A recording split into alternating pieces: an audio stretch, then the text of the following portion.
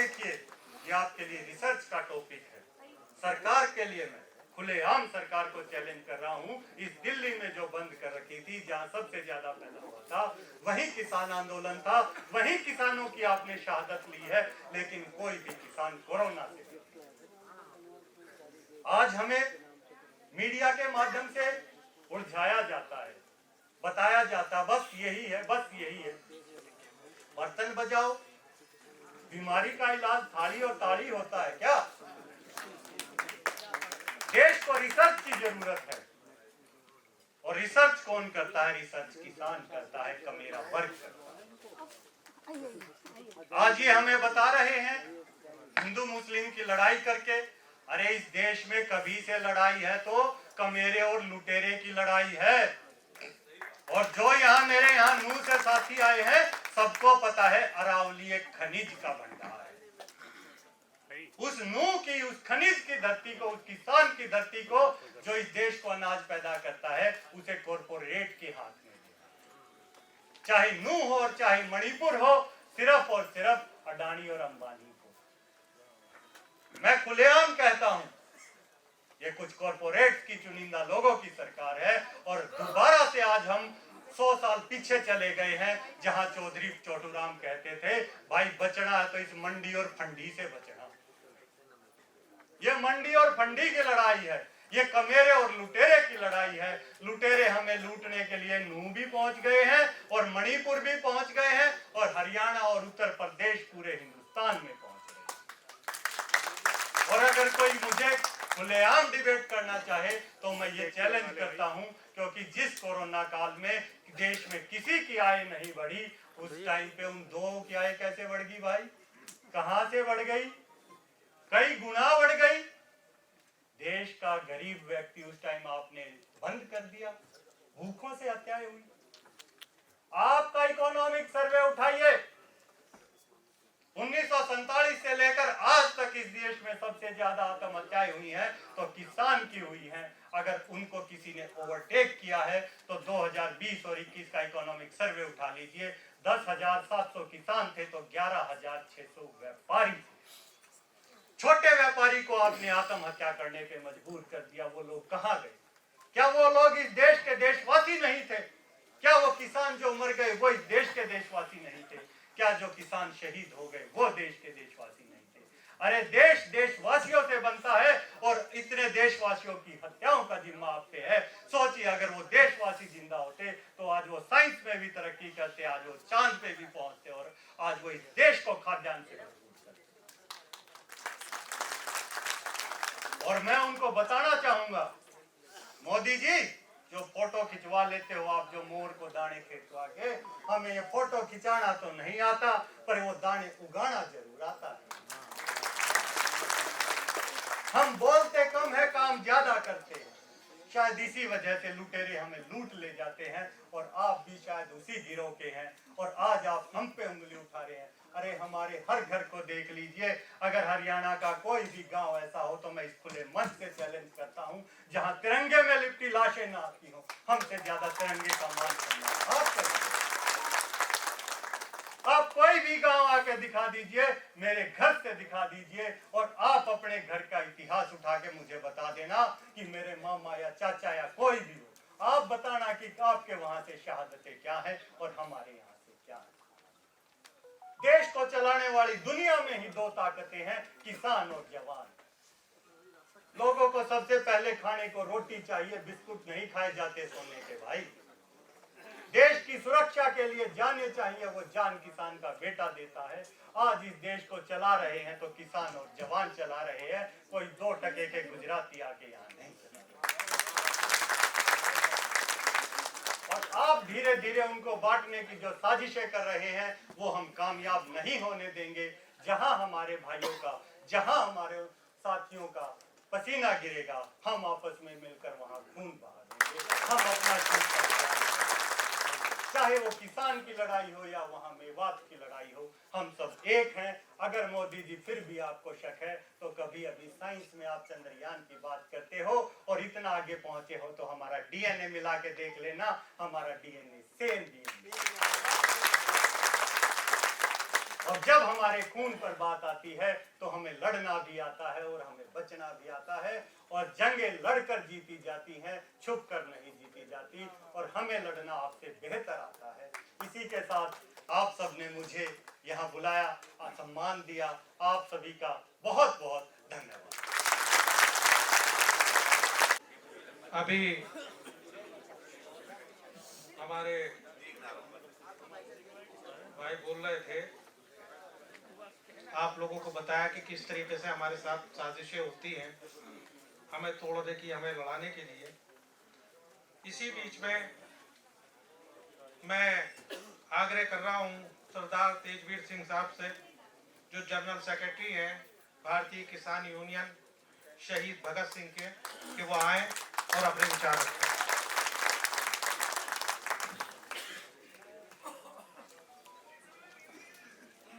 हाजरीन, सबसे पहले तो मैं आप सबका धन्यवाद करता हूं कि आपने उस समय में इस मिलन कराया है कि जब इसकी सबसे ज़्यादा ज़रूरत थी। तो मैं शुरुआत करता हूं, आपको सबको आदाब, सत श्री अकाल, नमस्कार। हमारे लिए अहम ये है कि हम आज हैं यहाँ क्यों। हमारे एक महरूम बहुत बड़े एक्टिविस्ट थे जसवंत सिंह खालड़ा जी। उन्होंने बोला था कि जब अंधेरे ने पूरी जोर से अपने पैर पसारने शुरू करे तो दूर एक झोंपड़े से एक दीपक ने सर उठा लिया और उसने बोला कि मैं इस अंधेरे से डरने वाला नहीं, मैं झुकने वाला नहीं, और मैं इस अंधेरे को अपने पास नहीं लगने दूंगा। तो देखते ही देखते हजारों झोंपड़ों से वो दीपक जगमग उठे और अंधेरा दूर चला गया। सोचा था कि सबको पहले सुनूंगा फिर उसके बाद बोलूंगा, क्योंकि लिहाजा उम्र में जो जितने भी मेरे यहाँ काबिल लोग आए हैं उन सबसे छोटा हूँ। हम सीखने के लिए आए थे, लेकिन आज सबसे बड़ी जरूरत यहाँ पर क्यों पड़ी, मैं ये बात जानना चाहता हूँ कि जब ये जहर उगल जा रहा था कि हम जैसे लोग जो आज यहाँ बैठे हैं, ये काम हमें तब शुरू करना था जब ये चीज शुरू हुई थी। ये हमारी गलती है। हमें ये बात स्वीकार करनी होगी कि जब टीवियों पर हमारे ही लोग किसी दूसरे धर्म के लोगों पर जहर उगल रहे थे, तब हम उनके ऊपर उंगली क्यों नहीं उठाई। कोई मजहब नहीं सिखाता आपस में बैर रखना। हम सब एक हैं, एक थे, एक रहेंगे।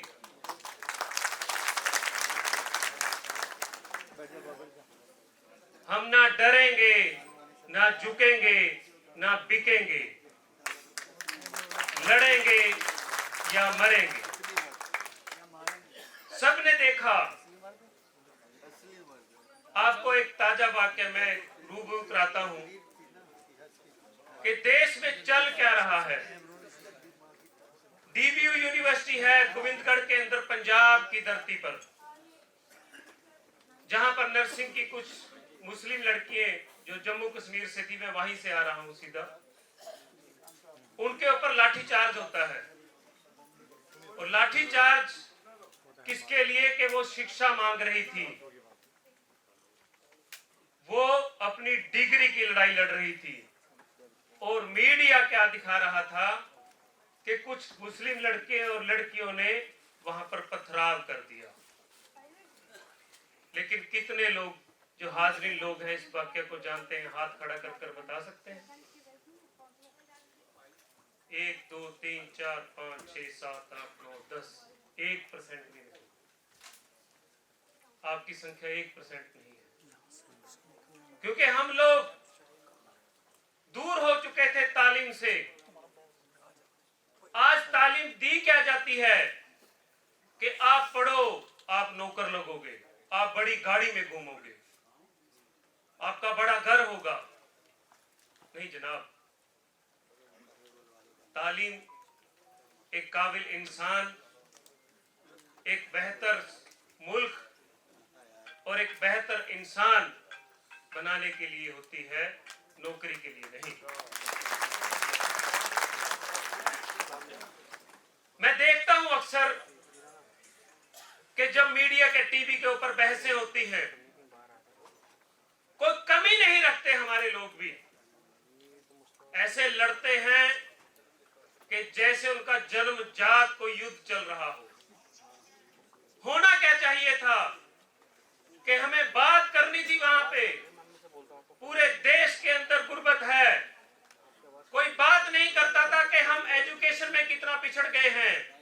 मैं आपको बता देना चाहता हूं, आज वुमेन रिजर्वेशन की बात चल रही है, पर मुझे बड़े अफसोस के कहना पड़ रहा है कि मोहतरम वहां नीचे बैठी है, ऊपर स्टेज पर कोई क्यों नहीं है। हमें अपने आप को खंगालना है, दूसरों की कमियों पे हम हर रोज बोलते हैं।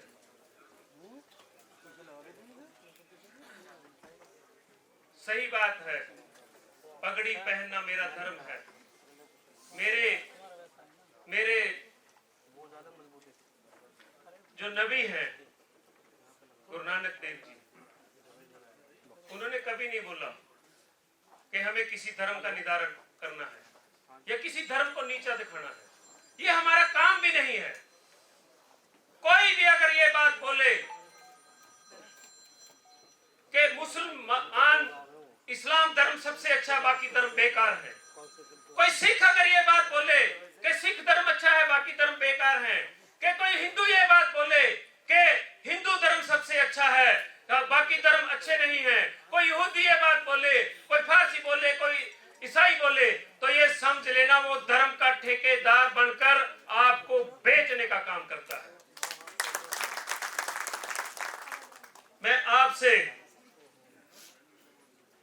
एक इंतजार करता हूं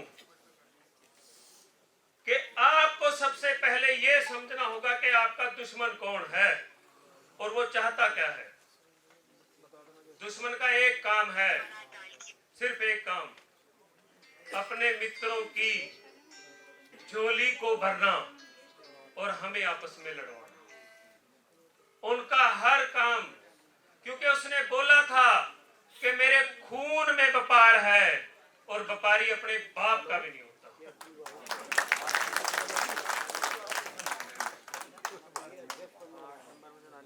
बहुत अफसोस के साथ देखना पड़ता है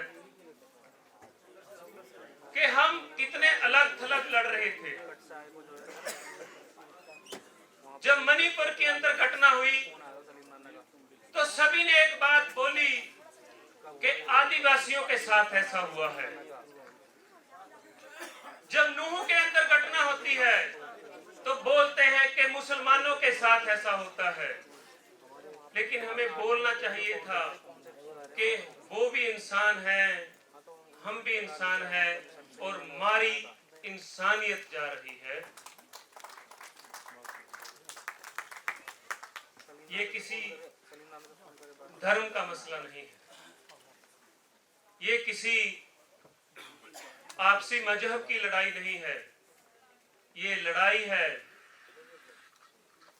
एक गांव और शहर के बीच में जो दीवार है, कि जो दिखाया जा रहा है आपको, ये व्यापारी के और आपके हकों के साथ साथ आपके जो कुदरत के सोर्स हैं, जल जंगल जमीन की लड़ाई, जिन पर ये काबिज होना चाहते हैं और आपको इन सब मसलों में उलझाना चाहते हैं। हमारा मसला रोजगार, हमारा मसला बेहतर आबो हवा, हमारा मसला बेहतर रोजगार, हमारा मसला बेहतर मेडिकल सुविधाएं होना चाहिए था, लेकिन हमें लड़ाया जा रहा है। मैं धन्यवाद करता हूं सबका, आपका आपने इतना अच्छा एक कार्यक्रम यहाँ पर रखा, लेकिन आपको अभी इस चीज की और जरूरत है। बहुत दफा मैं देखता हूं, कहते हैं खुदा देख रहा है या रब देख रहा है। वो देख क्या रहा है कि जैसे अभी एक भाई साहब ने बोला था कि ये गांव का देश है, किसानों का देश है।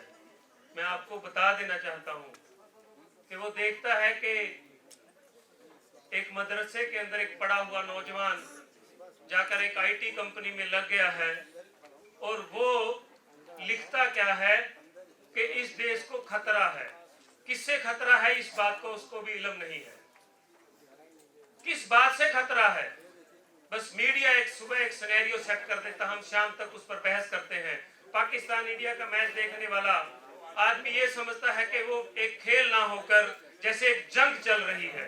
जंग किसके खिलाफ है? वो भी हमारे भाई थे, आप भी हमारे भाई हो। ऐसा नहीं।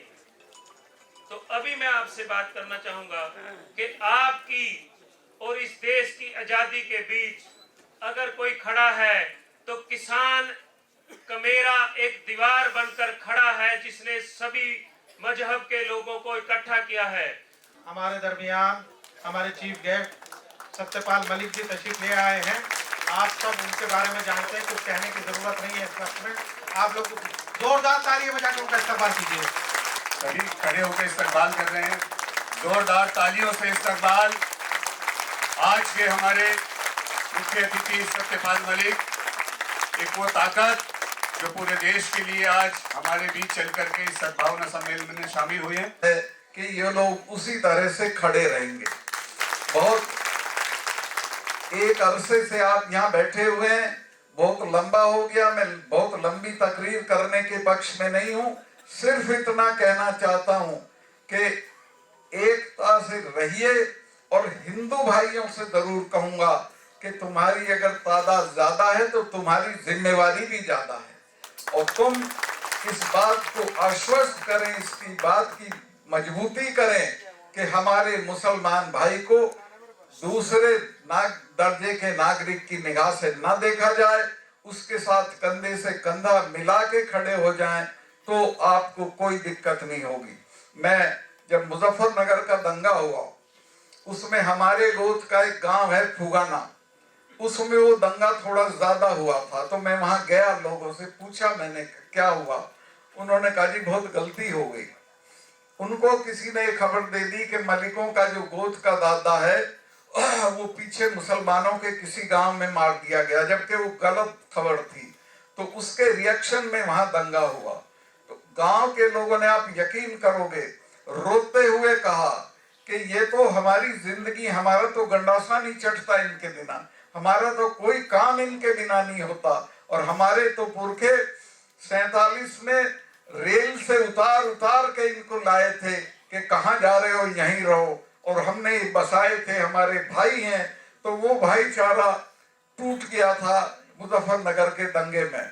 मैं कोच साहब और इन लोगों का शुक्रगुजार हूँ कि इन्होंने जो ये अपना नूह के दंगे के वक्त जो स्टैंड लिया, वो लहर हमारे यहाँ भी चली गई। जाटों का और मुसलमानों का जो तफरका था वो उसी दिन खत्म हो गया, और हम भी आप जैसे ही हो गए। और अब हमारे यहाँ कोई फिरका परस्ती पश्चिमी यूपी में भी नहीं है। तो इसको फैलाना है। ये मेरे साथ बैठे हैं अपने गोदारा साहब, ये अभी सीकर में सम्मेलन करके आए हैं, इससे पहले भी सम्मेलन किए हैं, और एक लहर चल पड़ी है इस तरह के सम्मेलनों की। और हम आपको इरफान भाई वहां बुलवाएंगे, आप आइए और आप यहाँ का पैगाम इस पंचायत का, इस मजलिस का, इस गैदरिंग का लेके निकलिए। मैं बिल्कुल, मेरा विश्वास है कि लोग आपकी आवाज पे खड़े होंगे। बहुत बहुत शुक्रिया।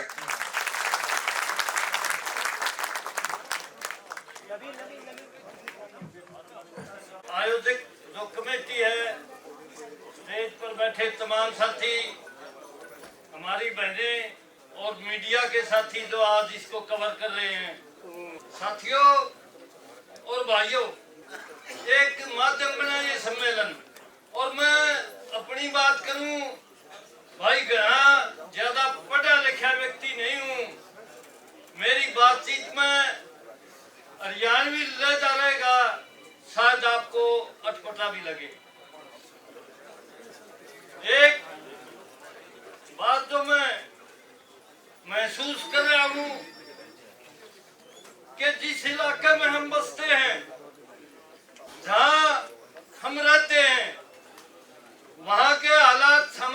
हालात किस तरह के हैं वो आपको बताएं, और आप लोग किस रंग ढंग में अपना जीवन यापन कर रहे हैं ये भी हम जाने।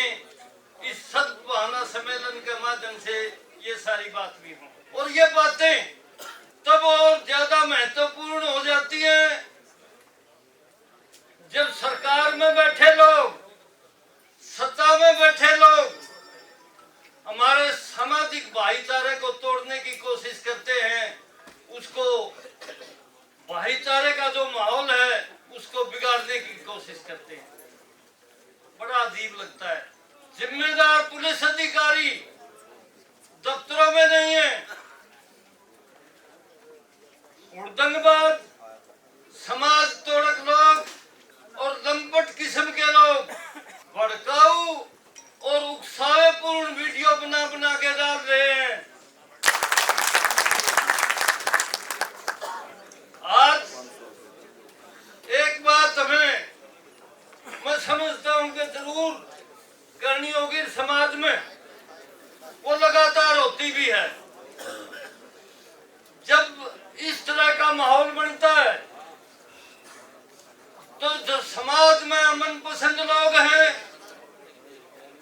जो भाईचारा चाहते हैं, उन लोगों के बीच में और जो उड़दंगबाज है, लंपट किस्म के आदमी हैं, जो समाज को तोड़ने वाले हैं, फिरका परस्त हैं, और ज्यादा कहूं तो जो गुंडे हैं, उन लोगों के बीच में एक लड़ाई खिंच जाती है, लकीर खिंच जाती है।